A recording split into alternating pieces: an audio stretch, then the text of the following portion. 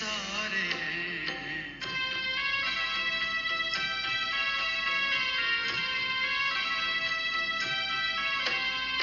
हम तो हैं एक आत्मा, तन में चमकते तारे हैं।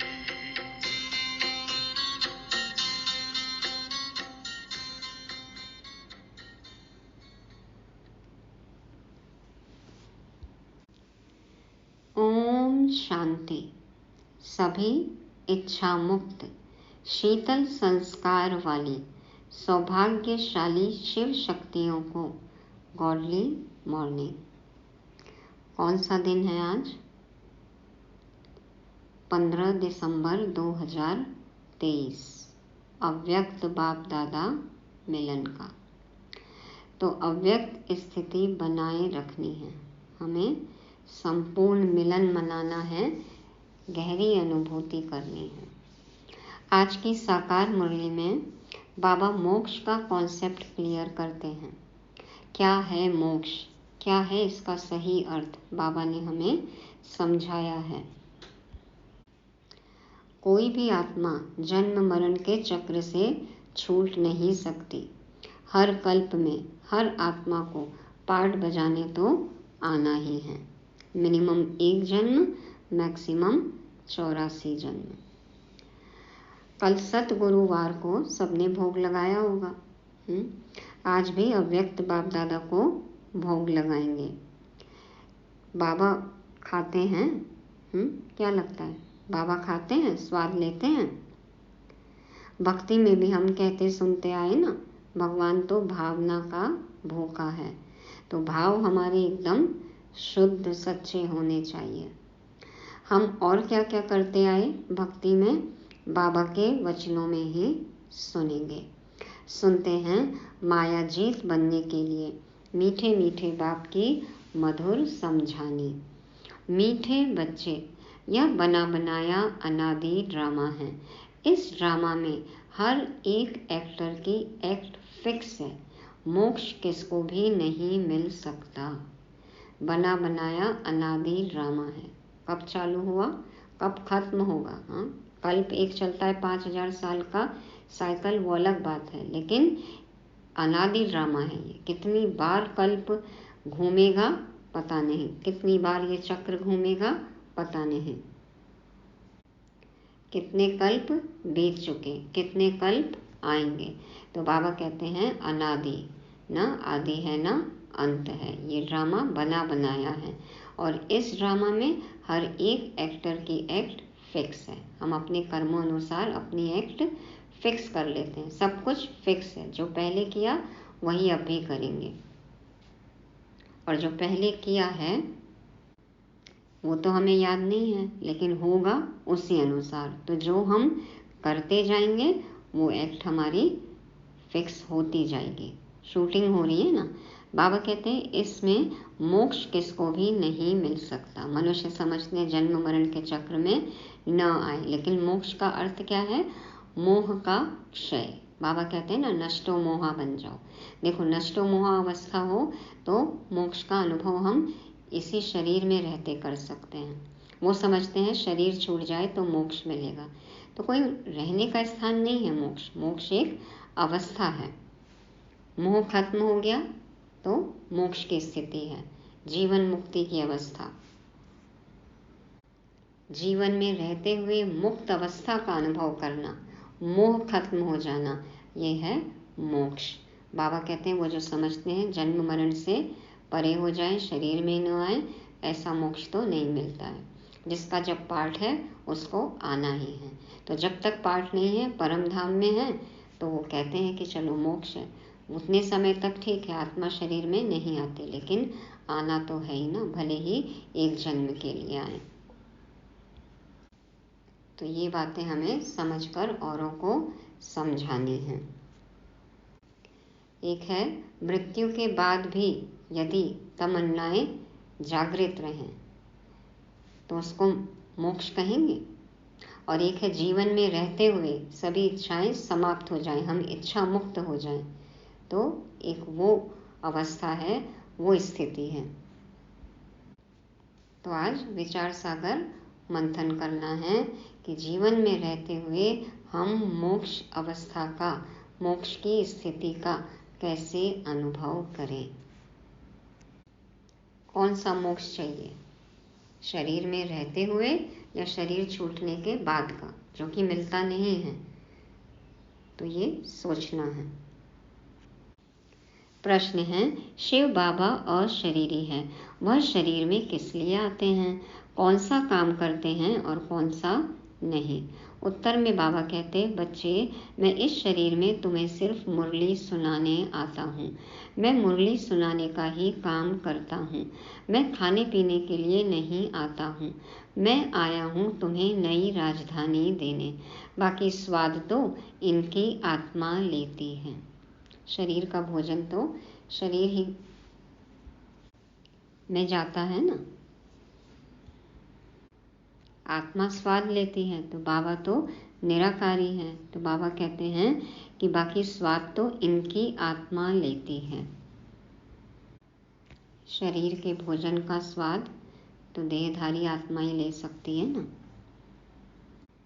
बाबा का काम है सिर्फ मुरली सुनाना। बाबा कहते हैं, मैं खाने पीने के लिए नहीं आता हूँ, मैं आता हूँ तुम्हें नई राजधानी देने के लिए, पतित से पावन बनाने के लिए, कांटे से फूल बनाने के लिए। ये सब कैसे करते हैं बाबा, हमें ज्ञान देकर, समझाकर, पढ़ाकर। गीत बजा।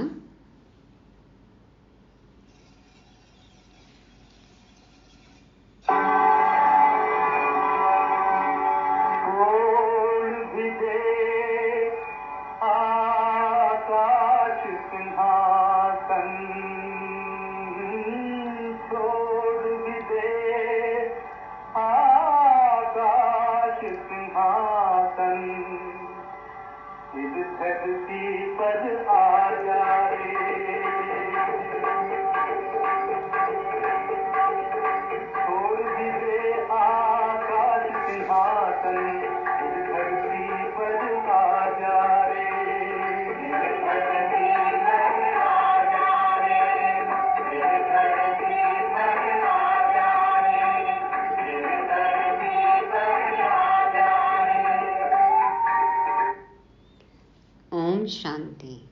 बाबा तो आकाश के भी पार रहते हैं ना, आकाश के उस पार भी आकाश है।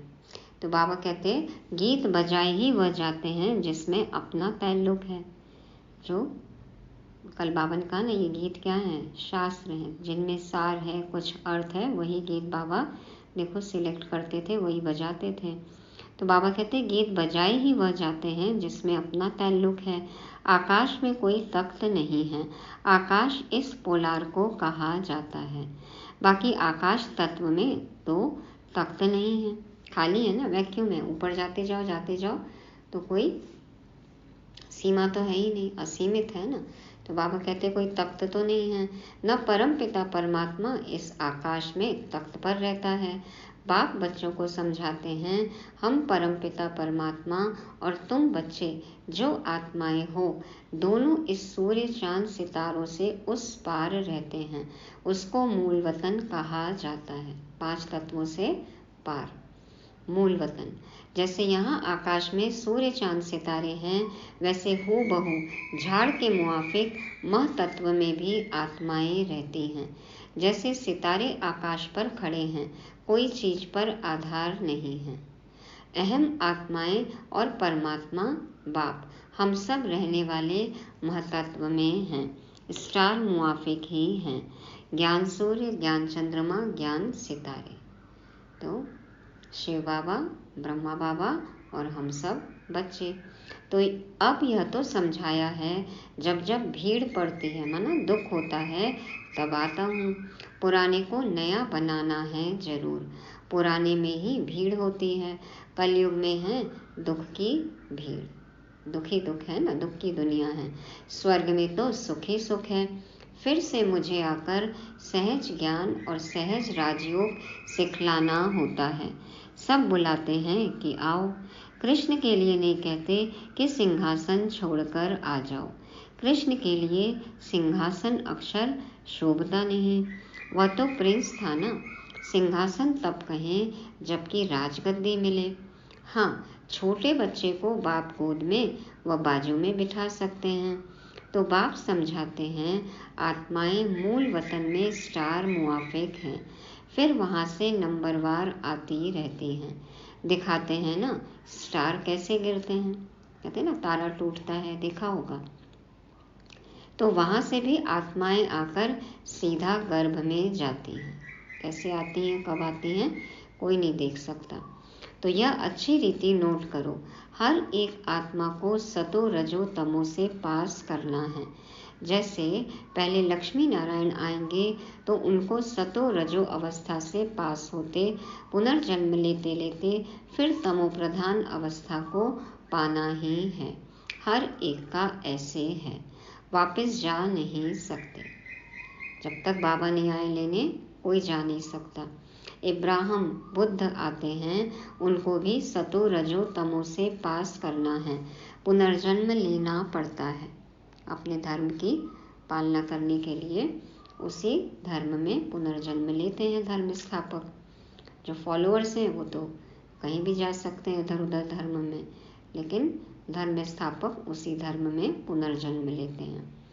द्वापर में धर्म स्थापक आते हैं, वहाँ से पुनर्जन्म शुरू होता है, फिर तमो प्रधान बनना है। अब उनकी सदगति कौन करे?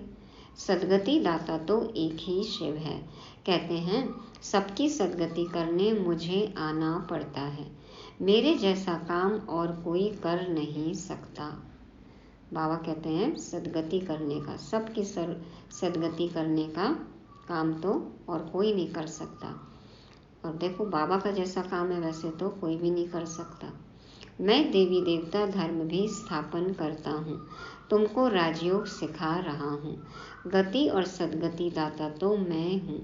जब तुम प्योर बन जाते हो तो फिर मैं तुमको वापस ले जाता हूँ, तुम्हारी भी सदगति करता हूँ। तुम्हारे साथ जो अनेक धर्म वाले हैं उन धर्म स्थापकों सहित सबका उद्धार करता हूँ। तुमको ज्ञान से श्रृंगार कर स्वर्ग के मालिक लक्ष्मी अथवा नारायण को वरने लायक बनाता हूँ। लक्ष्मी को वरने लायक, नारायण को वरने लायक, लक्ष्मी पद के लायक, नारायण पद के लायक बाबा ही हमें बनाते हैं ना। कैसे बनेंगे हम? ज्ञान श्रृंगार से। फिर तुमको वापस ले जाता हूँ, सबको पहले मुक्ति धाम भेज देता हूँ, सबका सदगति दाता भी हूँ। दूसरे धर्म स्थापक जो आते हैं वह सदगति नहीं करते, वो तो अपने पीछे औरों को लेकर आते हैं।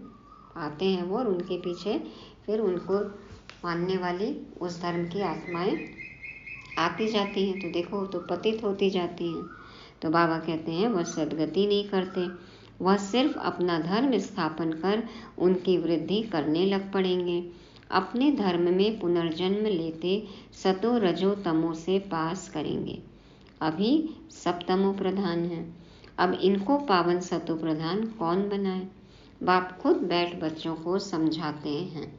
भगवान आकर सबकी सदगति भी करते हैं, भारत को स्वर्ग भी बनाते हैं, जीवन मुक्ति के लिए राजयोग सिखाते हैं। इसलिए बाप की इतनी महिमा है। गीता है सर्वशास्त्रमयी शिरोमणि, परंतु कृष्ण का नाम लिख देने से भगवान को भूल गए हैं। भगवान तो सबका सदगति दाता है, इसलिए गीता सब धर्म वालों के लिए धर्म शास्त्र है, सबको इसे मानना पड़े। आधार है ना, सदगति का शास्त्र और कोई है नहीं। देखो अभी सभी धर्म वाले गीता पर रिसर्च कर रहे हैं, क्योंकि और कोई शास्त्र से तो सदगति मिलनी नहीं है। तो शास्त्र कौन? गीता कौन सी? ये सच्ची सच्ची गीता, मुरली। सदगति देने वाला है ही एक, उनकी ही गीता है। तुम बच्चों को सदगति का ज्ञान दे रहे हैं। गीता में शिव का नाम होता तो सब धर्म वालों का यह शास्त्र होता, क्योंकि निराकार को सब मानते हैं किसी न किसी रूप में। रूप में माना अलग अलग नाम दे दिया है ना। God is truth, God is light कहते हैं, अल्लाह नूर है कहते हैं, एक ओमकार निराकार। तो सब निराकार की बात है, देखो हिंदू भी हैं जो शिवलिंग को पूजते हैं। तो बाबा कहते हैं कि यदि शिव का नाम होता तो सब धर्म वालों का यह शास्त्र होता। बाप सबको कहते हैं अपने को आत्मा समझ मेरे साथ योग लगाओ तो विकर्म विनाश होंगे और तुम मेरे धाम आ जाएंगे, मतलब मेरे घर आ जाएंगे, मेरे साथ अपने घर चले जाएंगे, अपने अपने धाम को हम पहुंच जाएंगे, जहाँ से आए वहाँ चले जाएंगे वापस। सब धर्म वालों की सद्गति करने वाला भी मैं हूँ। बाकी तो आते ही हैं अपना धर्म स्थापन करने। मनुष्य कहते हैं क्या मोक्ष नहीं मिलेगा? बाप कहते हैं नहीं, ये परमात्मा महावाक्य है कि मोक्ष किसी को मिल नहीं सकता, नहीं मिलेगा। जो भी सब आत्माएं हैं सबका पार्ट ड्रामा में फिक्स है, आना ही पड़ेगा आपको पार्ट बजाने। किसकी एक्ट बदल नहीं सकती, हर एक की पूरी एक्ट का अनादि ड्रामा बना हुआ है। ड्रामा अनादि है, उसका आदि मध्य अंत नहीं है। सृष्टि की आदि सतयुग को कहा जाता है और अंत कलयुग को कहा जाता है। ड्रामा अनादि है ना, उसका आदि मध्य अंत नहीं है। एक कल्प का आदि मध्य अंत होता है, लेकिन जो ये ड्रामा है ये तो अनवरत चलता ही रहता है। बाबा कहते हैं सतयुग सृष्टि की आदि और कलयुग अंत है, बाकी ड्रामा का आदि अंत नहीं है। ड्रामा कब बना यह नहीं कह सकते, यह प्रश्न उठ नहीं सकता। कब बना, किसने बनाया, कब तक चलेगा? बाबा कहते हैं ये प्रश्न उठ ही नहीं सकता, ये प्रश्न इसके बारे में बन ही नहीं सकता, अनादि है, अनंत है। बाबा ने समझाया है कि और जो भी शास्त्र हैं उनसे हर एक ने आकर अपना धर्म स्थापन किया है, सद्गति नहीं की है। उन्होंने तो धर्म स्थापन किया, उनके पीछे वृद्धि होती गई। कितनी कितनी गुह्य पॉइंट्स हैं, तो ऐसे लिखने जैसी हैं, मतलब निबंध लिखने जैसी हैं। कितने पॉइंट्स हैं, यहाँ गपोड़ी की बात नहीं। हार जीत का यह ड्रामा है। सतयुग में परमात्मा को याद करने की दरकार नहीं। परमात्मा को याद करें तो फिर यह बातें भी समझें कि हम ब्राह्मणों को उसने रचा है। तुमको तो सम्मुख बतलाते हैं कि मैं रचता हूँ। यह ब्राह्मणों की नई दुनिया है संगम की। चोटी को तो कोई नहीं जानते। देखो ब्राह्मण चोटी रखते हैं बाहर, ब्रह्मा मुख वंशावली नहीं, जो बाहर के ब्राह्मण हैं, दूसरे ब्राह्मण हैं, वो चोटी रखते हैं, लेकिन क्या है उसका सिंबॉलिक, क्यों रखते हैं वो नहीं पता। तो बाबा कहते हैं ये ब्राह्मणों की नई दुनिया है संगम की। चोटी को तो कोई जानते नहीं है। विराट रूप बनाते हैं, उसमें देवता क्षत्रिय वैश्य शूद्र दिखाते हैं, ब्राह्मणों को भूल गए हैं।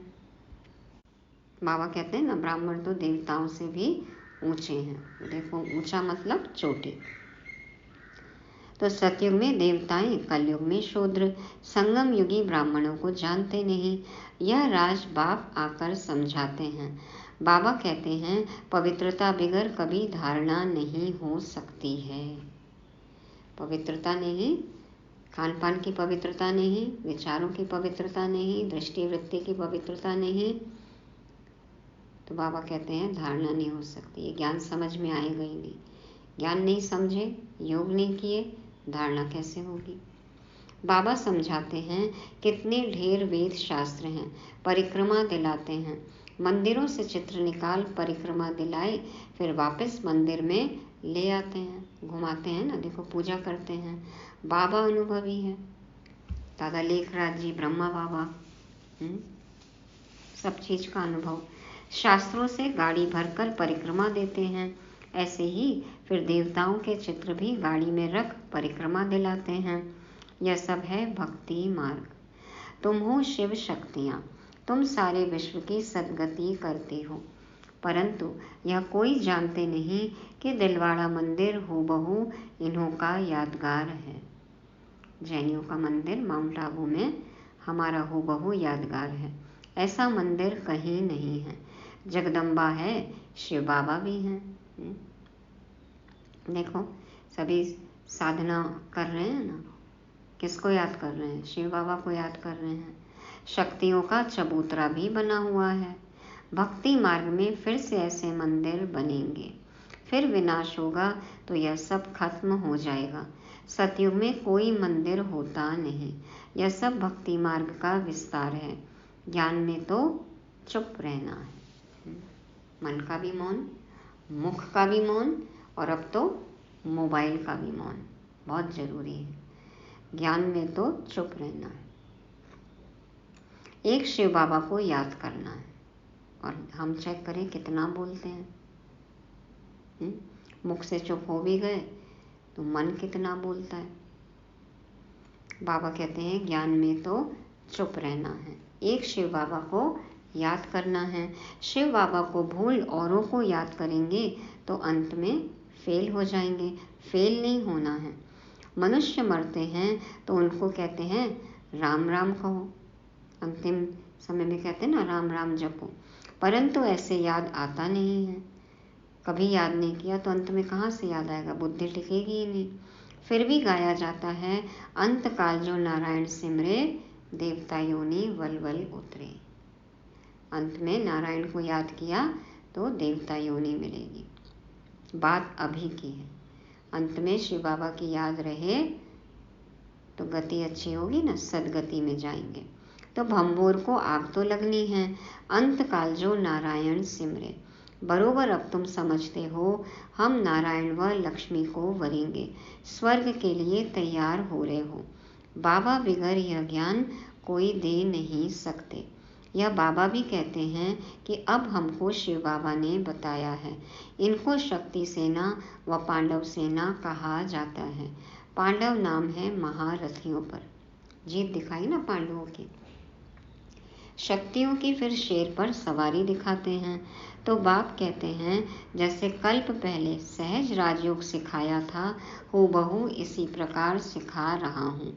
जो भी एक्ट चलती है कल्प कल्प वही चलेगी। जो हम एक्ट करेंगे वही शूटिंग हो जाएगी और फिर वही चलेगा। इनमें फर्क नहीं पड़ सकता। फिर कल्प कल्प यह पाठ चलेगा। बाबा कहते हैं तुमको गुह्य गुह्य बातें सुनाता हूँ, पीछे क्या होने वाला है सो तो फिर पीछे सुनाएंगे ना। अब तो बाबा ने सारी मुरलियाँ चला ली, हम तो रिवाइज कर रहे हैं। तो बाबा तो सब सुना चुके हैं। अभी सब सुना दूं तो क्या बस वापस चला जाऊं? बाबा कहते हैं ये तो 60s की मुरली है ना, यदि अभी सब बात बता दूं फिर क्या करूँगा? सब चीज़ बच्चों को पता लग जाएगी तो क्या मैं वापस चला जाऊँ? अंत तक नई पॉइंट्स सुनाते रहेंगे। देखो अभी भी वही मुरलियाँ हैं, लेकिन अवस्था जैसी होती है तो नए तरह से हम मुरली समझते हैं ना, तो नए नए पॉइंट्स लगते हैं। पहली बार ही सुनाइए तो बाबा अभी कह रहे हैं हम गीता की महिमा बहुत करते हैं, परंतु उस गीता व महाभारत में तो हिंसक लड़ाई आदि दिखा दी है। अब लड़ाई तो है नहीं, तुम्हारी तो है योग बल की बात। अहिंसा का अर्थ कोई भी नहीं जानते, सिर्फ स्त्री को नरक का द्वार कह दिया है। नारी नरक का द्वार है, मुरली चली थी अभी 2 दिन पहले। वास्तव में नरक का द्वार तो दोनों हैं, दोनों विकार में जाते हैं ना, दोनों की सहभागिता है।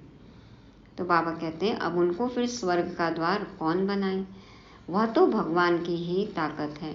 यह गीत बाबा ने बनवाए हैं, फिर बनाने वालों ने कोई ने ठीक बनाया है, कोई ने रॉन्ग बनाया है। बाबा ने तो टचिंग करा दी, अब जैसी अवस्था थी जैसे कैच किया वैसे बना दिया।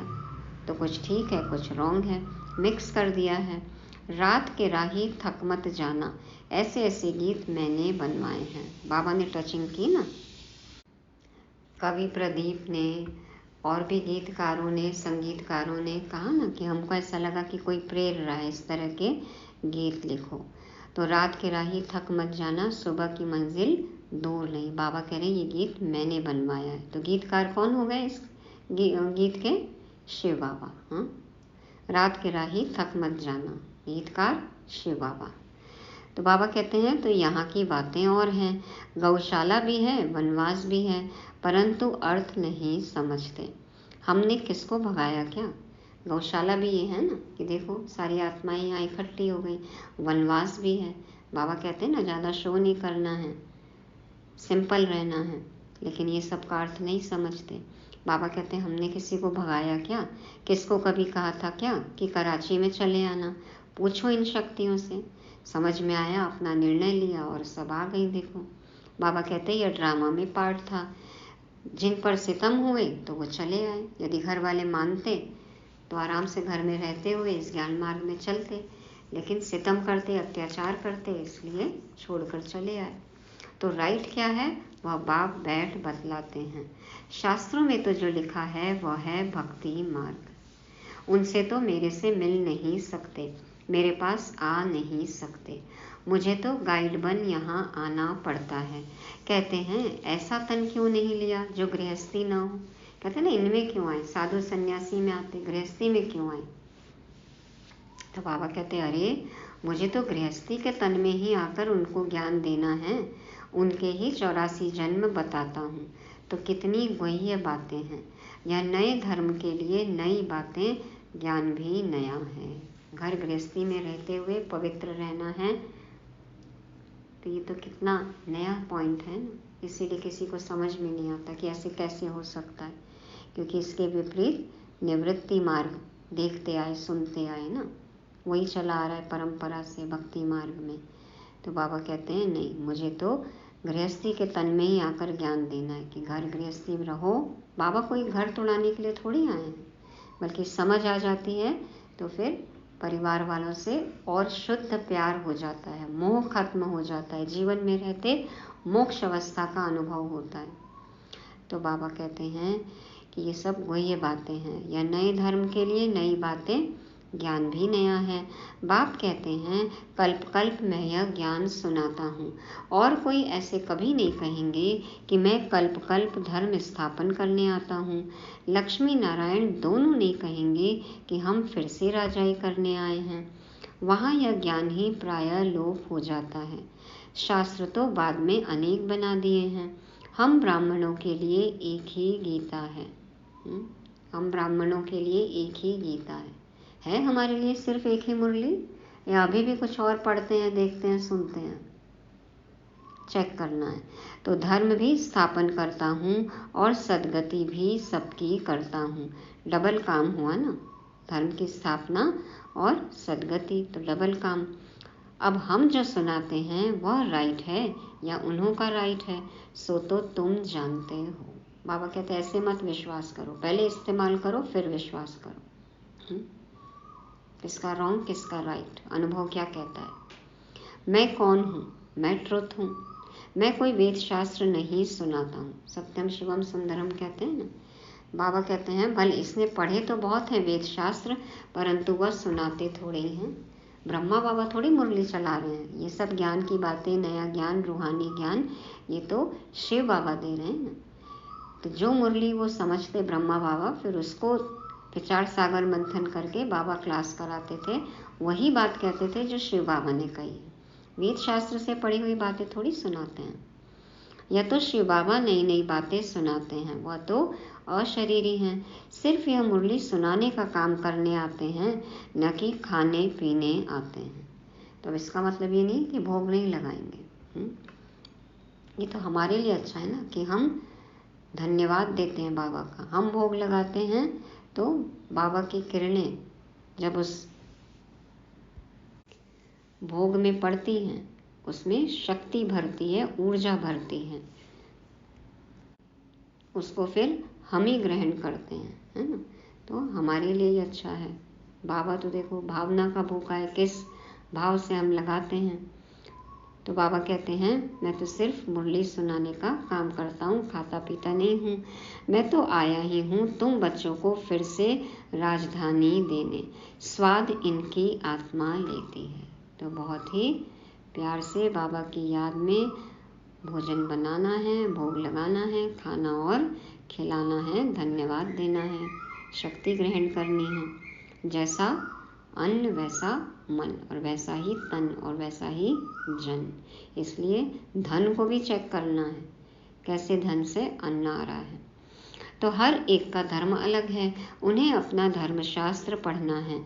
यहाँ तो ढेर शास्त्र पढ़ते रहते हैं, सार कुछ भी नहीं है। जितना पढ़ते रहते असार संसार होता जाता है। रस तो नहीं है ना। देखो इस संसार में सब कुछ नीरस है। इतना पढ़ रहे हैं भोग भी भोग रहे हैं तो भी नीरसता बनी हुई है। लगता है कि इंद्रियों का रस भोग रहे हैं, लेकिन फिर तृप्ति भी नहीं है। तो बाबा कहते हैं जितना पढ़ते रहते असार संसार होता जाता है। जब मुरली पढ़ते हैं, सत्य ज्ञान पढ़ते, सुनते, देखते, समझते हैं, चरण करते हैं, तब लगता है कि इस संसार में सार नहीं है। वो सार नहीं है जो हम समझ रहे थे, लेकिन सारा संसार अब पा लिया। पाना था सो पा लिया। इसी संसार में देखो हमें रस आने लगता है। कौन सा रस? अतीन्द्रिय सुख की अनुभूति होती है ना। अब तो और इसी संसार में रहना है ना, जीना है ना, अभी जाना थोड़ी है। बाबा यही रहेगा साथ में। तो हमें तो अभी इसी तन में बहुत मजा आ रहा है ना। लेकिन भक्ति में क्या है, ढेर शास्त्र पढ़ते रहते, सार कुछ भी नहीं है। जितना पढ़ते रहते असार संसार होता जाता है, माना और तमो प्रधानता होती जाती है। तमो प्रधान बनना ही है। पहले पहले सृष्टि में तुम आए हो। तुम ब्राह्मणों ने माता पिता से जन्म लिया है। उस तरफ है आसुरी कुटुंब, यहाँ है ईश्वरीय कुटुंब। फिर जाकर दैवी गोद लेंगे, स्वर्ग के मालिक बनेंगे। ईश्वरीय कुटुंब, इस कुटुंब के कुछ नियम हैं, मर्यादाएं हैं, धारणाएं हैं। तो उसके विपरीत हमें कोई भी काम नहीं करना है। एक कुटुंब में प्यार से रहना है श्रीमत अनुसार। तो बाबा कहते हैं माता पिता की मत पर चलेंगे तो स्वर्ग के सुख घनेरे मिलेंगे। बाकी रुद्र ज्ञान यज्ञ में विघ्न तो जरूर पड़ेंगे। बाप कहते हैं बच्चे, विकारों पर जीत पाने से ही तुम जगत जीत बन सकते हो। ऐसे थोड़ी शादी नहीं करेंगे तो कमजोर रह जाएंगे। कई कहते हैं ना कि शादी तो बहुत जरूरी है। विकार में जाना, ये सब चीज़ें तो नेचुरल हैं, नहीं तो बीमारियां हो जाती हैं, कमजोरी आ जाती है। देखो भगवान स्वयं कह रहे हैं कि विकारों पर जीत पाने से ही तुम जगत जीत बन सकते हो। तो अपने काम, क्रोध, लोभ, मोह, अहंकार, ये माया पर, रावण पर भी जीत पानी है। और प्रकृति के 5 तत्वों से ये जो शरीर बना हुआ है, इस शरीर रूपी जगत में रहते हुए इसके प्रभाव में नहीं आना है, इस पर जीत पानी है। तो माया जीते जगत जीत। तो ये है ना 5 विकार और प्रकृति के 5 तत्व, ये हैं 10। इस रावण को हमें जीतना है, 10 शीश वाला रावण। तो बाबा कहते हैं कि ऐसे थोड़ी शादी नहीं करेंगे तो कमजोर रह जाएंगे। सन्यासी पवित्र बनते हैं, फिर वह कितने मोटे तंदुरुस्त रहते हैं। ये सब तो सिर्फ बहानेबाजी है और पवित्रता नहीं धारण करना है, गलत बातें फैलानी हैं। खुद कमज़ोर हैं, इस मार्ग में नहीं चल सकते हैं, इसलिए इस तरह के पॉइंट्स करते हैं, बहसबाजी करते हैं। बाबा कहते देखो सन्यासी पवित्र बनते हैं, फिर वह कितने मोटे तंदुरुस्त रहते हैं। यहाँ तो ब्रेन का काम है, मेहनत है। दधीची ऋषि का मिसाल है ना, हड्डी हड्डी अपनी बाबा कहते हैं सेवा में लगा दो, सफल करो सब कुछ। सन्यासियों को तो बहुत माल मिलता है। बाबा खुद बहुत माल खिलाते थे, कितने धार्मिक थे ना, 12 गुरु किए थे। देखो कितना दान दक्षिणा देते थे। बाबा कहते यहाँ तो बहुत परहेज रखनी पड़ती है। सन्यासियों को बहुत माल मिलता है, बाबा भी देते थे, ब्रह्मा बाबा, दादा लेखराज जी। और बाबा कहते यहाँ तो बहुत परहेज रखनी पड़ती है। यहाँ तो ब्रेन का काम है। हाँ, सूक्ष्म संस्कार, सूक्ष्म इंद्रियां, क्या है ये सब बाबा ने समझाया है ना। तो मन, बुद्धि, आत्मा, संस्कार, परमात्मा, ये बातें हैं ना यहाँ पे। तो बाबा कहते हैं ये तो ब्रेन का काम है, लेकिन इसमें मेहनत भी है। बाबा कहते हैं दधीची ऋषि का मिसाल है ना। तो अपना 100% देना है, इस ज्ञान को समझना है, हड्डी हड्डी सफल करनी है, सेवा करनी है। पुरानी दुनिया से, पुराने आसुरी स्वभाव, संस्कार, आसुरी खान पान, ये सब का हमें परहेज रखना है। अच्छा, मीठे मीठे सिकिलदे बच्चों प्रति माता पिता बाप दादा का याद प्यार और गुड मॉर्निंग। रूहानी बाप की रूहानी बच्चों को नमस्ते। हम रूहानी बच्चों की रूहानी बाप दादा को याद प्यार गुड मॉर्निंग और नमस्ते। शुक्रिया बाबा, शुक्रिया। धारणा के लिए मुख्य सार। पहला पॉइंट, ज्ञान की अच्छी धारणा के लिए पवित्रता के व्रत को अपनाना है। अंतकाल है, इसलिए ऐसा अभ्यास करना है जो एक बाप के सिवाय और कोई याद न आए। दूसरा, दधीची ऋषि मिसल सेवा करते विकारों पर विजय प्राप्त कर जगतजीत बनना है। वरदान है, समय की रफ्तार प्रमाण सर्व प्राप्तियों से भरपूर रह मायाजीत बनने वाले तीव्र पुरुषार्थी भव। समय की रफ्तार प्रमाण सर्व प्राप्तियों से भरपूर रह मायाजीत बनने वाले तीव्र पुरुषार्थी भव। बाप दादा समझाते हैं, बाप दादा ने जो भी प्राप्तियां कराई हैं उन सर्व प्राप्तियों को स्वयं में जमा कर भरपूर रहो, कोई भी कमी न रहे। बाबा से जो कुछ भी मिला है उसको जितना यूज़ करते रहेंगे सदा भरपूर रहेंगे, कोई भी कमी नहीं रहेगी। जहाँ भरपूरता में कमी है वहाँ माया हिलाती है। खाली है ना, कमी है ना, तो हिलते हैं। फिर मायाजीत बनने का सहज साधन है सर्व प्राप्तियों से भरपूर रहना। मटकी पूरी भरी हुई है तो नहीं छलकेगी, अधजल गगरी छलकत जात। खालीपन है तो हिलते हैं। बाबा कहते हैं, मायाजीत बनने का सहज साधन है सदा प्राप्तियों से भरपूर रहना। कोई एक भी प्राप्ति से वंचित नहीं रहो, सर्व प्राप्ति हो। समय की रफ्तार प्रमाण, कोई भी समय कुछ भी हो सकता है। देख ही रहे ना आजकल, किसी के साथ किसी भी सेकंड कुछ भी हो सकता है। इसलिए तीव्र पुरुषार्थी बन अभी से भरपूर बनो। अब नहीं तो कभी नहीं, नाउ और नेवर। अभी नहीं किया तो कभी नहीं कर सकते, कल्प नहीं कर पाएंगे। फिर स्लोगन है, सत्यता और निर्भयता की शक्ति साथ हो तो कोई भी कारण हिला नहीं सकता। सत्यता और निर्भयता की शक्ति साथ हो तो कोई भी कारण हिला नहीं सकता। किस बात का डर है? हाँ, सत्यम शिवम सुंदरम के साथ हैं। बाबा कहते हैं ना, सच तो बिठो नच।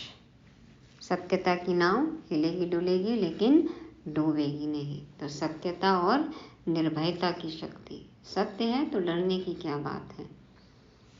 जिसका साथी है भगवान, उसको क्या रोकेगा आंधी और तूफान। तो जितना सत्य बाप के साथ रहेंगे, सत्य वचन सुनेंगे, सत्संग करेंगे, निर्भय होते जाएंगे और फिर कोई भी परिस्थिति हो कभी भी हिल नहीं सकते, अचल अडोल बन जाएंगे। ये है मुरली, पॉइंट्स हैं।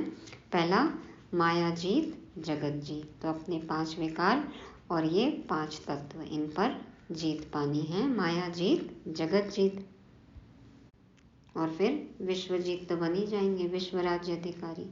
दूसरा है ईश्वरीय कुटुंब। तो हमें अपनी चलन चेक करनी है, क्या हम ईश्वरीय कुटुंब के जो नियम मर्यादाएं हैं, जो प्यार होना चाहिए, जो स्नेह होना चाहिए, उस अनुसार हमारा संकल्प, बोल, कर्म सब है। नियम प्रमाण हम चल रहे हैं, बाप का नाम बाला कर सकते हैं, सब चेक करना है। तीसरा है सर्व प्राप्ति संपन्न। कल भी था ना, इच्छा मुक्त, पाना था सो पा लिया। तो सब कुछ तो मिला, बाबा मिला, अब और क्या चाहिए। चौथा है सत्यता और निर्भयता की शक्ति। सत्य के साथ रहेंगे तो अपने आप निर्भय होते जाएंगे। पांचवा है अंतमति सोगति। अंतकाल में किसको सिमरन करना है? हाँ, शिव बाबा को। तो सिर्फ अंतकाल में नहीं, हर पल, हर काल में, हर सेकंड बाबा की याद रहेगी तो ही अंतिम सेकंड में बाबा याद आएगा। तो बाबा के साथ रहेंगे तो सदा जीवन में रहते ही, इस शरीर में रहते ही मुक्त अवस्था, मुक्ति, मोक्ष का अनुभव होगा। ओम शांति।